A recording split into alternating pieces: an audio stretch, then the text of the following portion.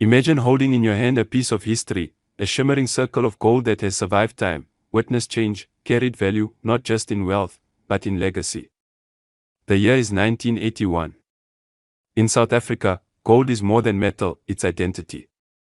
This coin was born then, the 1981 South African Krugerrand, a gold ounce, 22 carats, made for both power and permanence.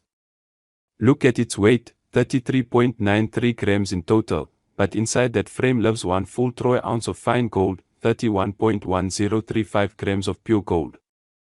The rest is copper, making the surface tougher, richer, with a color that hints of warmth, depth, a hue you don't forget. On its front side you see Paul Kruger, a figure etched into history, his face, stoic, resolved, carrying the scars and strength of a leader who stood for something far bigger than himself.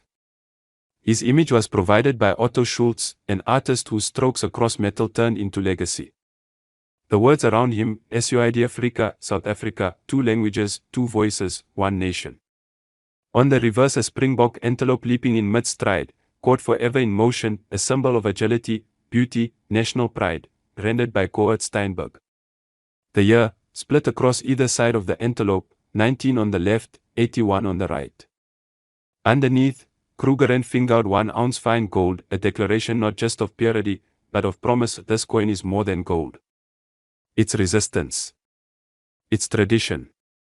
Launched first in 1967, the Krugerrand was meant to let ordinary people own gold, hold value that could cross borders, defy politics. By 1980, South Africa introduced fractional Krugerrands, half, quarter, 10th ounce, to spread that possibility further. Yet for those who held the full ounce version, for those who now seek it, the full ounce is symbolic and unbroken lineage to the first minted. The 1981 Krugerrand is part of that story, made from the same alloy, struck with the same metal, inheriting the same right. Its dimensions tell of significance: a diameter around 32.77 millimeters, thickness about 2.84 millimeters, edge reeded, tiny ridges you can feel with fingers, evidence of craftsmanship, precision, an object made not only to survive but to be admired. The mintage that year, over 3 million pieces struck, yet among them, only some were preserved well. Many bear surface marks, the light scratches of age, travel, handling. But some remain near perfect, proof pieces, collector specimens, held in capsules, graded and certified. Among those, rarity rises not only from the gold, but from condition. Think of how rare a proof gold 1981 Krugerrand is.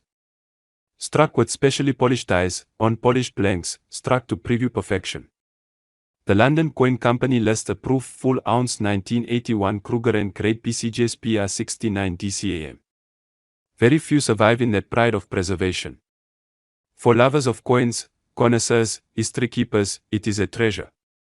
Look not just at what it is, but at what it represents, a moment in time when art, politics, nature, wealth, and identity converged in that single stamped disc. Its value is intrinsic and symbolic. The gold itself, the alloy that gives strength, the design that carries meaning, the condition that whispers its journey. At this moment, raw materials, metal, are worth substantial amounts. But when condition is near perfect, when grade is high, when the story is clear, value leaps. This coin appeals to investors who want wealth held in something indestructible, timeless, to collectors who want stories, purity, prestige, to dreamers who want something golden that connects earth to aspiration. Imagine owning this.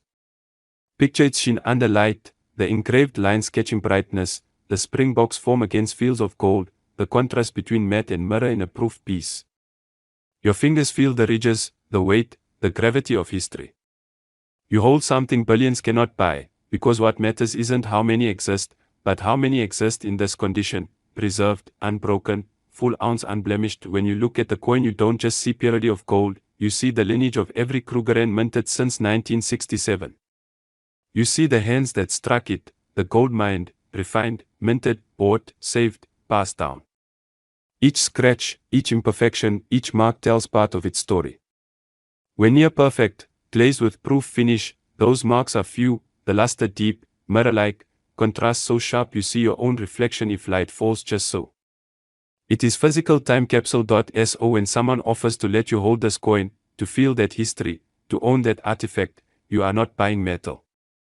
You are buying triumph over time, beauty over decay. Among those pieces that survive in proof or near-proof condition, few command attention like the 1981 gold 1-ounce Krugerrand. It is a statement, this is value beyond numbers for those who collect, for those who invest, for those who honor history, this coin is rare. Not because millions weren't made, but because almost none remain perfect. Very few look like mirrors. Very few carry that glow. Very few can be shown without encasing, grading, protecting.